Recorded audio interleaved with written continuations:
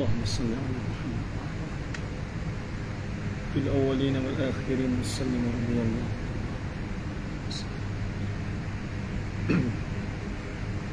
السلام عليكم ورحمة الله وبركاته. الحمد لله الذي بنعمته تتم الصالحات. Segala puji bagi Allah Jalla Jalaluh yang dengan kerana nikmatnya seluruh kebaikan menjadi sempurna. Allah mengurniakan kebaikan kepada saya, kepada tuan-tuan, kepada ayah dan ibuku sekalian. Kebaikan yang cukup banyak. Yang Allah inginkan daripada nikmat yang kita kecapi itu, mudah-mudahan kita menjadi hamba Allah yang bersyukur kepadanya. Segala puji bagi Allah Jalla Jalaluh yang dengan kerana nikmatnya seluruh kebaikan menjadi sempurna. Allahumma salli wa sallim wa zid wa barik wa an'im ala abdika wa rasulika Sayyidina wa maulana Muhammad ibn Abdullah وعلى آله وأصحابه ومن تبعه ونصره ومن والاه. Semoga selawat dan salam senantiasa Allah curahkan untuk hamba kekasihnya yang mulia, junjungan besar Nabi kita Muhammad sallallahu alaihi wasallam, kepada seluruh ahli keluarga baginda, ummahatul mukminin, putra putri baginda, orang-orang yang Allah rezekikan mereka hidup bersama dengan baginda dalam kalangan sahabat, orang-orang yang datang selepas daripada mereka. Semoga Allah memberkati kita dengan mereka insya-Allah. Allahumma atina nufusina taqwaha wa zakkiha anta khairu man zakkaha anta waliyuha wa maulaha. Yang dirahmati oleh Allah Subhanahu wa ta'ala, lagi amat dikasihi dan dimuliakan Al-Fadil Al-Ustaz Tuan Imam, Tuan Bilal, Tuan Sia, yang berusaha Tuan Nazir beserta seluruh pimpinan jawatan kuasa pengurusan masjid kita yang tercinta ini, yang berusaha para pimpinan masyarakat, pimpinan persatuan penduduk, para alim ulama, para asatizah, tuan-tuan guru, Tan Sri, Puan Sri, Datuk Sri, Datin Sri, Datuk-datuk, Datin-datin, tuan-tuan haji, puan-puan hajjah, seterusnya, muslimin muslimat, hadirin hadirat, ayah ibu yang dirahmati lagi dikasihi oleh Allah Subhanahu wa ta'ala sekalian. Alhamdulillah, kita bersyukur kehadrat Allah Jalla wa'ala. Kita berada dan kita sedang meniti hari-hari yang terakhir di dalam bulan Sya'ban. Sebahagian dalam kalangan manusia ketika mana berada di dalam bulan ini menyangkakan bahawa ia sebagai bulan yang biasa sahaja. Di dalamnya tidak ada keupayaan, keutamaan, kekuatan, tidak ada fadilah atau kelebihan. Dan kita membiarkan setiap detik yang berlalu di dalam bulan ini begitu sahaja. Yang kita hanya tunggu nanti adalah untuk meraihkan atau menyambut Ramadan Al-Mubarak. Suka untuk saya berkongsi dan mengawali pertemuan yang baik pada malam ini untuk melihat kepada beberapa riwayat yang memberikan pengiktirafan serta kelebihan ketika mana manusia berada di dalam bulan ini, yaitu Sya'ban. Pertama, sebagaimana yang disebut di dalam silsilah ahadith as-sahihah yang dikarang oleh Fadilatul Syekh Muhammad Nashiruddin Al-Albani rahimahullah, nomor hadis 1144. Yang kedua, disebut di dalam Mu'jam Al-Kabir oleh Al-Imam Al-Tabrani Nombor hadis 16639. Yang ketiga disebut di dalam Sahih Ibnu Hibban oleh Fadilatul Syekh Al-Imam Al-Hafidh Abu Hatim Muhammad Ibnu Hibban. Nombor hadis 5665. Ada dua rijalul hadis dalam kalangan sahabat meriwayatkan hadis ini. Pertama Al-Imam Abu Musa Al-Ash'ari radhiyallahu anhu, dan yang kedua Mu'adz ibnu Jabal radhiyallahu anhu. Kedua-dua mereka ini bercerita dan menyebut bahawa Rabbuna tabarakallahu ta'ala, Allah menghamparkan seluruh rahmatnya ke seluruh pelosok dunia, khususnya di langit yang ada, memenuhi seluruhnya, dan Allah memberikan keampunan li jami'i khalqihi, seluruh makhluk yang ada di atas muka bumi ini yang bernama manusia. Ketika mana dia berdoa pada malam pertengahan Sya'ban, fayaghfir li jami'i khalqihi, Allah memberikan keampunan kepada mereka yang menadah tangan memohon ampun ke hadratnya, kecuali ada dua golongan yang terlepas daripada keampunan, rahmat dan kasih sayang Allah pada malam tersebut. Illa limusyarikin. Pertama yang terlepas keampunan ini adalah orang-orang yang kekal melakukan perbuatan syirik dan dia tidak beriman ke hadrat Allah Jalla Jalaluh. Dan yang kedua limusyahinin, iaitulah kepada dua orang yang saling bermusuh antara satu sama lain, dan mereka saling menyimpan dendam sesama mereka sehingga tidak ada ruang kemaafan untuk kedua-duanya. Allahu Akbar. Yang musyrik, yang bermusuh, menyimpan dendam, Allah tidak berikan keampunan pada malam pertengahan Sya'ban. Ada hadis yang sanadnya dhaif yang disebut oleh Al-Hafidh Al-Imam Abu Isa At-Tirmidzi rahimahullah. Bahkan di dalam Jami' Sahih At-Tirmidzi ada satu bab, yaitu bab ma jaa fi fadaili syahri Sya'ban, iaitulah bab yang datang pada menyatakan kelebihan, keutamaan, fadilat yang ada di dalam bulan Sya'ban. Maka ada salah satu riwayat nombor hadis 670 daripada Aisyah binti Abi Bakrin radhiyallahu anha. Aisyah di dalam rantaian perawi hadis dia berada pada ranking yang kelima dengan jumlah riwayat 1660 daripada Nabi yang mulia sallallahu alaihi wasallam.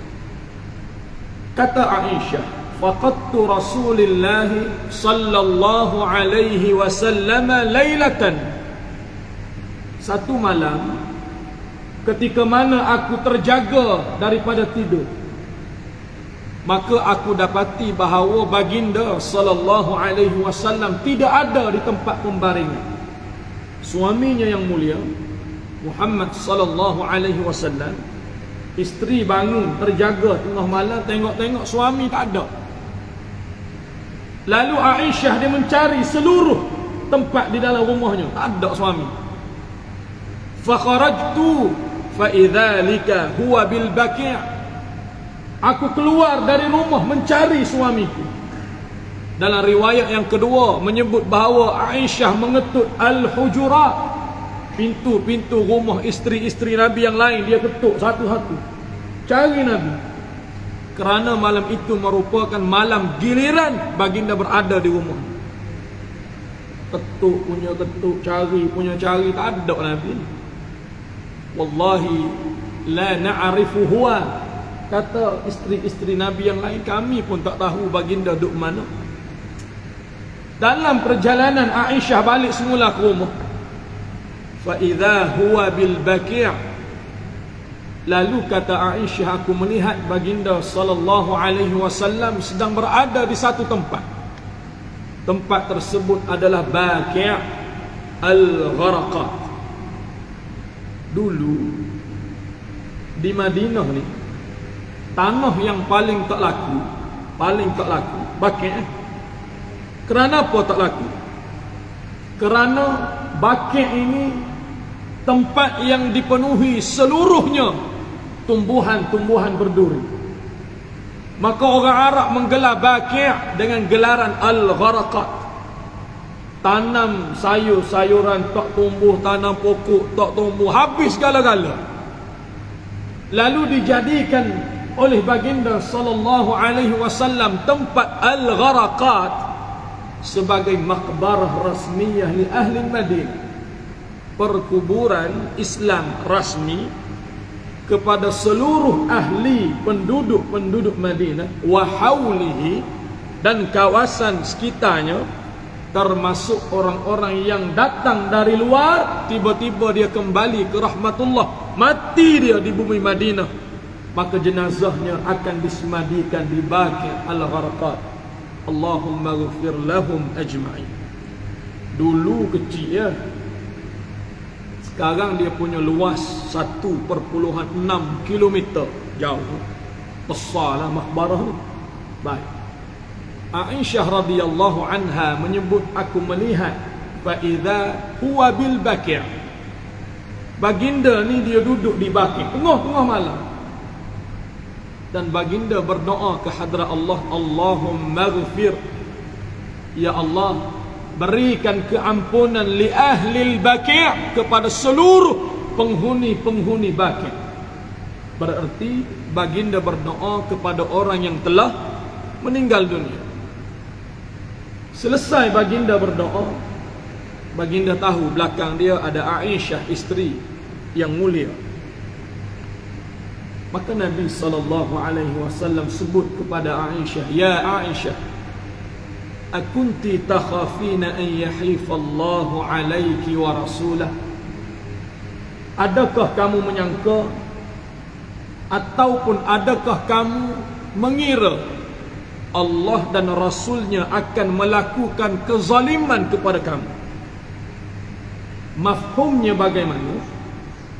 Adakah kamu berfikir bahawa aku tinggalkan kamu sendirian di rumah dan aku menuju ke rumah isteri-isteriku yang lain? Gitulah. Maksudnya abang ni tinggal saya seorang ke rumah, sehingga saya ni tak ada siapa-siapa, seorang diri. Maka abang keluar cari isteri yang lain. Itu mafhumnya. Bila baginda sebut seperti itu, ya, itu jawapan Aisyah. Ya Rasulullah, zanantu annaka ataita ba'da nisa'ik. Ya, bahkan aku menyangka kamu menuju ke rumah isteri-isterimu yang lain, meninggalkan aku seorang-seorang. Allahu Akbar.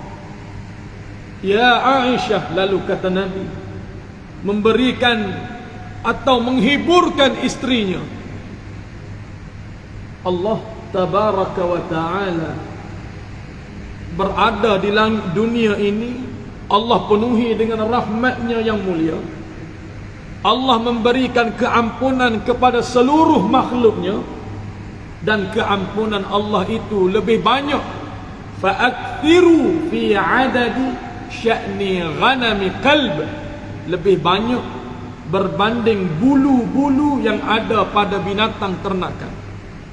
Maksudnya bulu yang ada pada binatang ternak ni banyak kan, kalau kira tak habis-habis ha? Bukan setakat bulu binatang ternak, rambut atas kepala kita kita tak kira. Maksudnya bilangan tu banyak. Ketahuilah keampunan Allah lebih banyak daripada tu pada malam pertengahan Syaban. Riwayat ini dhaif kerana ada dua orang rijalul hadis yang masalah dia pada ingatan, yang kedua pada lafaz yang tidak sama seperti riwayat yang lain. Pun begitu boleh mengambil manfaat daripada hadis tersebut. Dan ketiga, ada hadis yang sahih daripada Usamah ibnu Zaid ibnu al-Harithah radhiyallahu anhuma ajma'in. yang diriwayatkan oleh Al-Imam An-Nasa'i di dalam Jami' Sunannya, atau nama sebenarnya Ahmad ibnu Shu'aib ibn Ali An-Nasa'i, yang telah kembali ke rahmatullah pada tahun 303 Hijrah di usia 83 tahun. Di dalam nombor hadis 2357, Usamah ibnu Zaid ibnu Harithah pernah satu ketika bertanya kepada Nabi SAW. Sebelum saya masuk kepada kisah ni, kalau bercerita tentang Usamah, dia ada kisah yang menarik. Dia anak kepada Zaid ibnu Harithah. Di dalam sirah disebut di dalam banyak riwayat bahawa Zaid ibnu Harithah merupakan hamba kepada Khadijah bintu Khuwailid, yang akhirnya dihadiahkan kepada Nabi, baginda merdekakan dan hidup bersama dengan Nabi sebagai anak angkat. Bermula usia muda sampai dewasa, sampai dia dijodohkan oleh Nabi dengan seorang wanita. Kasih Nabi pada Zaid ni, Allah, seperti anak sendiri. Duduk dari muda, dari usia budak-budak, sampailah remaja, sampai dewasa, sampai nak kahwin, Nabi cari jodoh untuk dia, Zaid ibnu Harithah. Maka dinikahkan Zaid ibnu Harithah oleh Nabi dengan seorang wanita namanya Zainab bintu Jahsy. Awal-awal nak kahwin, ketika Nabi merisik Zainab untuk Zainab, bahasa mudah-mudah kita, minta maaf Rasulullah, aku tak boleh terima Zaid. Tak ada standard. Dia hamba, aku kerabat. Zaid hamba, bekas hamba, anak angkat pula, aku ni kerabat. Tak ada standard, minta maaf. Allah turunkan ayat, apa yang telah ditentukan oleh Allah dan Rasul, jangan sekali-kali kamu berpaling daripada. Akhirnya akur dengan ayat Quran tu, nikahlah dengan Zaid. Tu pun tak lama, setahun ke 14 bulan sahaja perkahwinan. Zaid kata tak jamuk dah. Sepanjang perkahwinan dia anggap aku sebagai hamba. Setelah diceraikan Zainab oleh Zaid ibnu Harithah, Allah rezeki perkahwinan kali yang kedua dengan seorang wanita yang tidak popular namanya, tetapi cukup harum namanya di langit. Nama wanita ini Barakah. Duduk di pinggir Makkah, tidak dikenali, tidak orang hebat, bukan siapa-siapa. Allah rezeki perkahwinan ini, lahir seorang anak namanya Usamah ibnu Zaid. Bila lahir Usamah, Allah kasih Nabi kepada Zaid, tidak berbelah bagi, sebagai anak angkat. Kemudian ada pula cucu, lagi Nabi kasih. Tanya ayah-ayah yang ada cucu ni, jangan cerita. Kalau cucu dia duduk jauh, nak balik rumah, suka ayah ni, atuk ni suka, tok ki ni suka. Kadang-kadang kita sampai di rumah ayah kita, kereta tak berhenti lagi, ayah buka pintu dah, nak sambut cucu dia ni. Allah bila pegang pula, bukan setakat pegang pula, dukung, peluk pula, cium pula. Kasih. Cucu ni tak minta pun tok bagi dah. Tapi kalau anak minta dengan kita, 100 kali belum tentu lagi kita bagi. Yang kedua, kalau bagi pun paling tidak biasa-biasa sudah lah. Kedai RM2 nasib baik. Kalau ada kedai RM1.50. Tok ni hak maha-maha, hak molek-molek, hak comel-comel, subhanallah, kasih. Kalau seorang ayah kasih pada anak, kalau ayah tu dia ada cucu, lagi dia kasih kepada cucu dia. Maka Nabi sebagaimana kasih kepada Zaid, baginda kasih kepada Usamah. Satu ketika ada seorang wanita dalam kalangan atau kabilah Bani Makhzumiyah. Bani Makhzumiyah dari sudut kepimpinan, paling atas adalah Quraisy. Yang kedua Al-Ash'ariyun. Yang ketiga adalah Al-Makhzumiyah. Bila sebut kabilah Makhzumiyah, orang Arab dia akan tahu bahawa kabilah ni kaya. Dia ada harta yang banyak, aset yang banyak, duit yang banyak, segala-gala lah dia kaya. Satu ketika ada seorang wanita dalam kalangan kabilah ni ditangkap kerana kesalahannya mencuri. Bila mana ditangkap dengan kesalahan mencuri, dibawa ke depan Nabi SAW. Lalu dibicarakan wanita ni, maka dijatuhkan hukuman had, potong tangan. Bila tanya mencuri sebab apa? Sebab miskin ke? Tak, sebab kaya. Puas duk saja curi, puas duk saja. Maksudnya apa? Kecurian yang dilakukan, barang yang diambil bukan keperluan, bukan untuk hidup, bukan untuk apa-apa, tapi saja.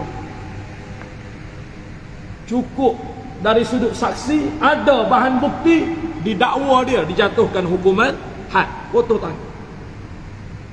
Bila baginda declare potong tangan, pembesar-pembesar dalam kalangan Bani Makhzumiyah ni tak puas hati ya.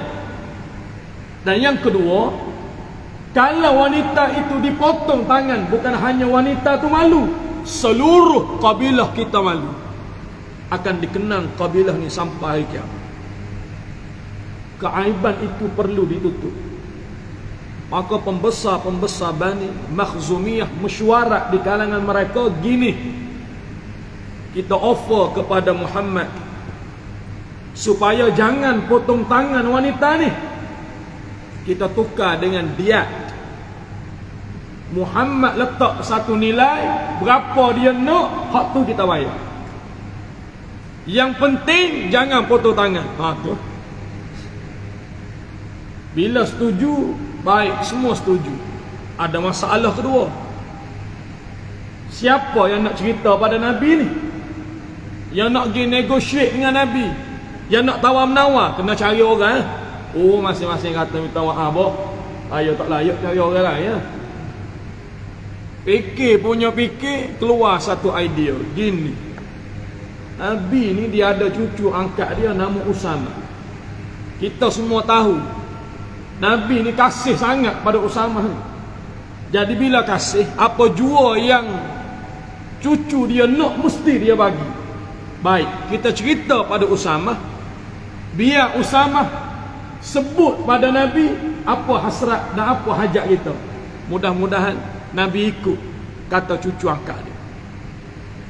Panggil Usama, ceritalah kaza wa kaza. Usama budak-budak, apa yang dia dengar, hak tu dia cerita. Ketika mana dia datang kepada Nabi SAW, Nabi ni fabtasama ilaih. Oh, tengok cucu nak mari ke Toki ni, senyum dah. Buka tangan ni, buka tangan. Allah, cucu nak mari ni, senyum Nabi. Kita pun gitu juga.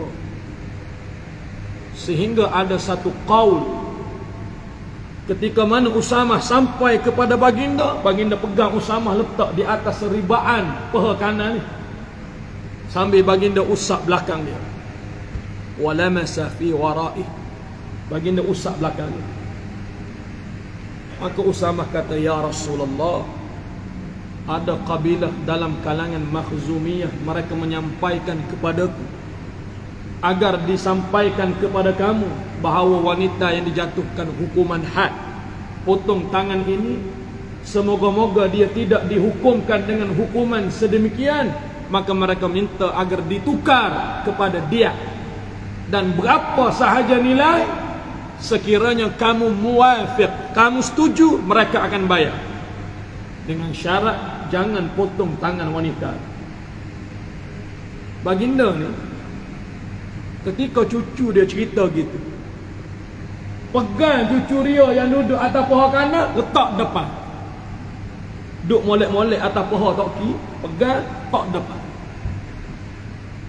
Bila baginda buat seperti itu, baginda sebut, innama ahlakal ladzina min qablikum, sesungguhnya orang-orang yang telah hidup sebelum daripada kamu telah dibinasakan semua mereka oleh Allah. Idza saraqa fihim syarifu taraku, ketika mana ada orang-orang kaya yang mencuri, telah sabit kesalahannya, kamu biarkan ia terlepas, kamu tidak tegakkan apa-apa hukum. Wa idza saraqa fihim ad-dha'if fa aqama 'alaihi had, tetapi sekiranya yang mencuri dalam kalangan kamu adalah orang-orang dhaif, orang-orang susah, penuh kepayahan, dan mungkin mereka lakukan dengan sebab untuk melaksanakan apa yang perlu untuk mereka, untuk hidup, ada ubat-ubatan dan sebagainya, fa aqama 'alaihi had, kamu tegakkan hukuman ke atas dia, kamu jatuhkan hukuman, kamu kena denda kepada dia. Lalu baginda sallallahu alaihi wasallam menyambung sabdanya, wallahi wallazi nafsi biyadih, demi Allah yang jiwaku berada di dalam genggamannya, law kanat Fatimah bint Muhammadin saraqat laqata'tu yadaha, kalaulah yang bersalah itu seorang wanita yang bernama Fatimah binti Muhammad. Siapa dia? Anak aku sendiri. Tak ada kau orang lain, aku sendiri akan potong tangan dia. Allah. Maksudnya apa? Serius Nabi dengan hukum Allah Ta'ala, walaupun yang minta kepadanya adalah cucu angkat dia sendiri. Usamah ibn Zaid ibn al-Harithah radhiyallahu anhuma ajma'in. Satu hari dia tanya kepada tokinya Nabi sallallahu alaihi wasallam, ya Rasulullah, lamma araka aktharu as-sa'imu fi hadha ash-shahr, aku tengok kamu berpuasa pada bulan ni cukup banyak, mengatasi puasa kamu pada bulan-bulan yang lain, iaitu yang dimaksudkan bulan adalah Sya'ban. Banyaknya kamu puasa bulan ni, gitu Usamah. Lalu Nabi sallallahu alaihi wasallam menyebut, ya Usamah, dzalika syahran yaghfilu fihi an-nas anhu, demikianlah wahai Usamah, inilah bulan yang manusia melalaikan, yang manusia biarkan, yang manusia tidak ambil manfaat, dibiarkan ia berlalu begitu sahaja. Wa huwa syahrun turfa'u al-a'mali ila rabbil alamin, fadilat yang besar yang ada pada bulan ni adalah bulan di mana Allah Jalla wa Ala angkat amalan-amalan manusia naik ke langit. Fa uhibbu an turfa'a 'amali wa ana sha'im, dan aku cukup suka, cukup kasih sekiranya waktu amalan aku diangkat naik ke langit, aku sedang berpuasa. Allahu Akbar. Semoga Allah memberikan kekuatan kepada saya dan kita semua untuk berpuasa di dalam bulan ini, walaupun hanya satu hari, 2-3 hari yang masih ada. Kita ada hari Isnin, hari ini sunat sudah pun kita tinggalkan. Kita ada esok, lusa, dan kita ada hari Khamis. Kemudian kita ada Jumaat, dan hari Sabtu pun tidak disunatkan kerana ia adalah Yaumul Syak. Kalaupun kita berusaha hanya sekali ataupun satu hari, itulah yang terbaik yang kita lakukan dikala amalan dibawa naik ke langit dalam keadaan kita sedang berpuasa. Allahu Akbar. Demikianlah setelah selesainya Sya'ban, maka kita akan masuk ke dalam bulan Ramadan. Ada sunnah yang diajarkan oleh golongan tabi'in. Ini bukan hadis, tetapi amalan mereka. Seumpama Al-Imam Al-Hasan Al-Basri, seumpama Muhammad ibn Sirin, seumpama Khalid ibn Ma'dan, seumpama yang seangkatan dengan mereka. Ketika mana dekat-dekat dengan Ramadan, di kalangan mereka akan saling memberi peringatan, iaitu mereka akan menyebut ketika mana mereka bertemu, istaghfirillah, istaghfirillah, istighfarlah, minta ampun kepada Allah, istighfarlah, minta ampun kepada Allah. Sunnah ni satu sunnah yang hebat. Kenapa sebelum masuk Ramadan diajarkan kepada kita supaya istighfar, mohon ampun? Bahkan di dalam Al-Quran perkataan istighfar Allah ulang puluhan kali. Ada hadis yang sahih daripada Anas ibn Malik ibn Nadar Al-Ansari radhiyallahu anhu. Anas berada pada hierarki yang keempat dalam periwayatan hadis, dengan jumlah hadis yang dia riwayat adalah 2210. Anas ibn Malik sebagaimana riwayat daripada Al-Imam Muhammad ibn Ismail ibn Al-Mughirah Al-Bardizbah Al-Ju'fi Al-Bukhari di dalam Jami' Sahih, bercerita tentang Allah paling gembira dengan hambanya yang bertaubat dan memohon keampunan kepadanya.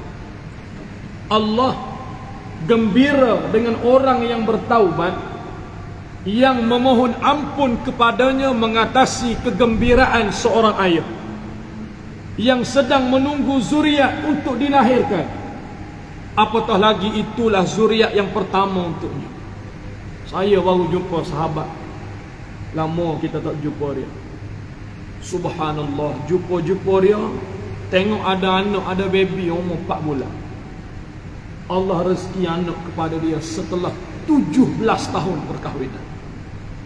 Anak tanya dia apa amalan dia buat. Allah, isteri gugur 5-6 kali, habis dah ikhtiar, habis segala-galanya. Akhirnya jatuh air mata. Allah bagi anak di usia 40 tahun setelah 17 tahun perkahwinan. Allah Akbar. Gembira, jangan cerita. Kalau anak tu boleh berkata-kata, ayah tu akan cerita kepada anak betapa rindunya ayah tunggu kelahiran anak.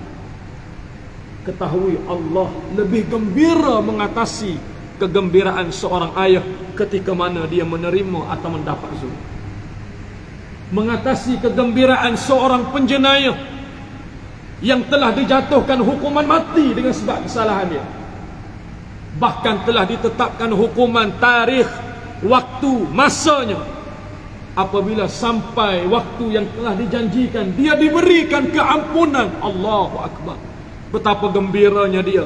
Ketahui Allah lebih gembira daripada orang tersebut ketika mana hambanya bertaubat.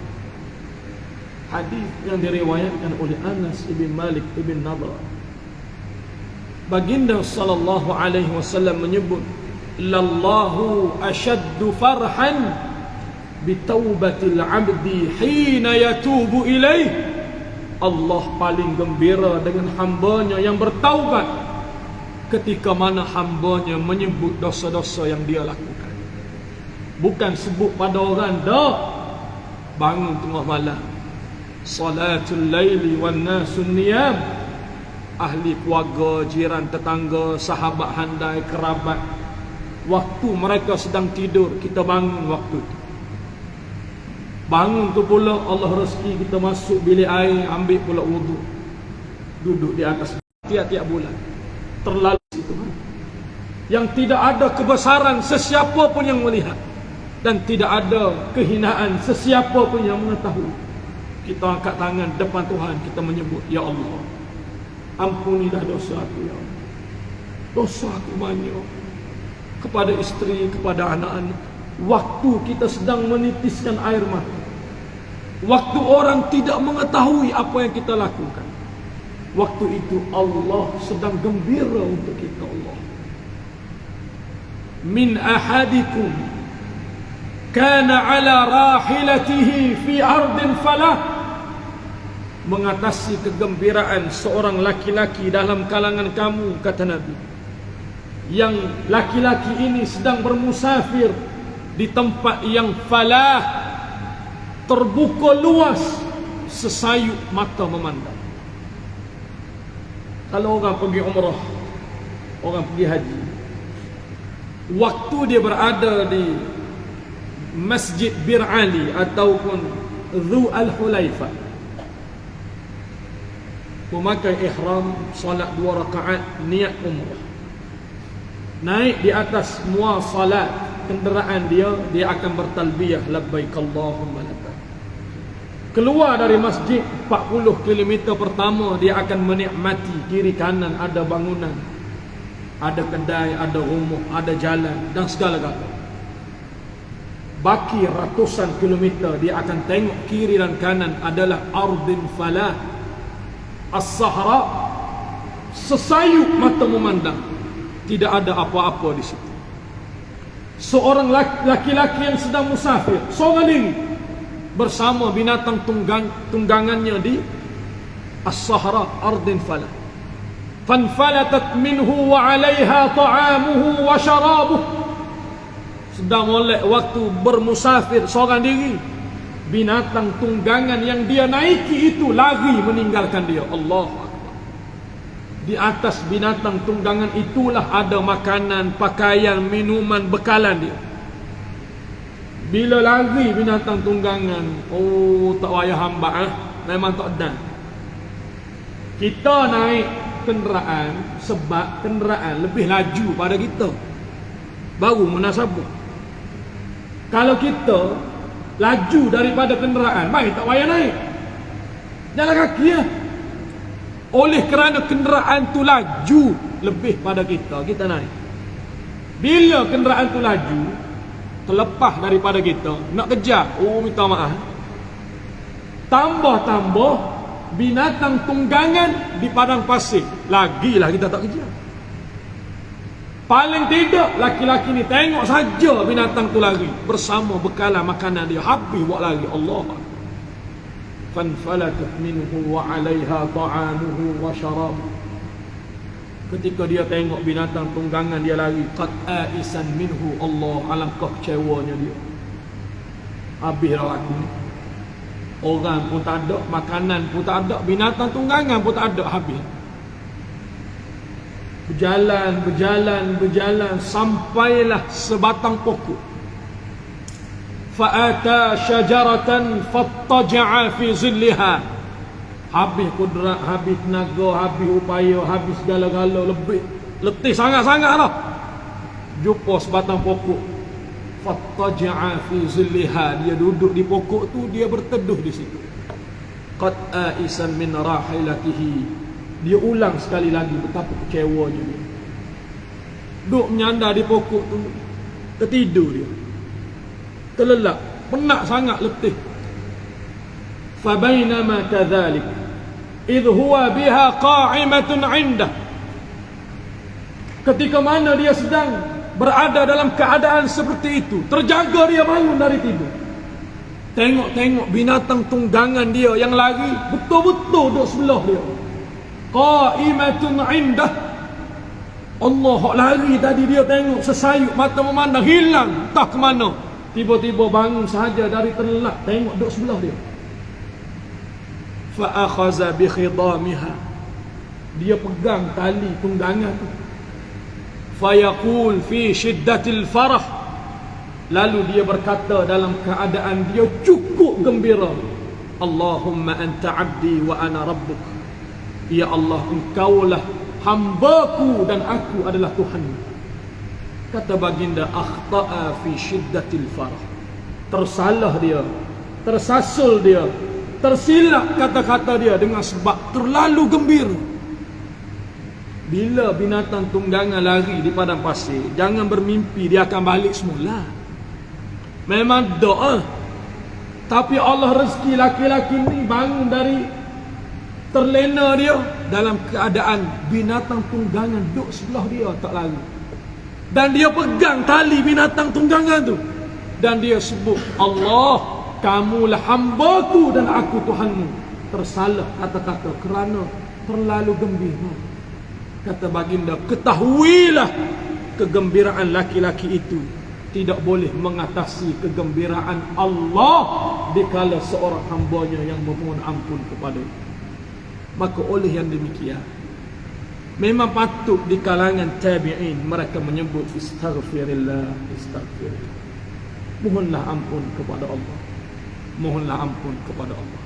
Mudah-mudahan Allah Subhanahu wa taala rezeki kepada kita rezeki yang baik, supaya kita diberikan rezeki untuk memohon ampun kepada Allah, dan sehingga Allah mudahkan perjalanan kita melewati Ramadan, sehingga kita meraih keampunan yang banyak di sisi Allah Subhanahu wa taala.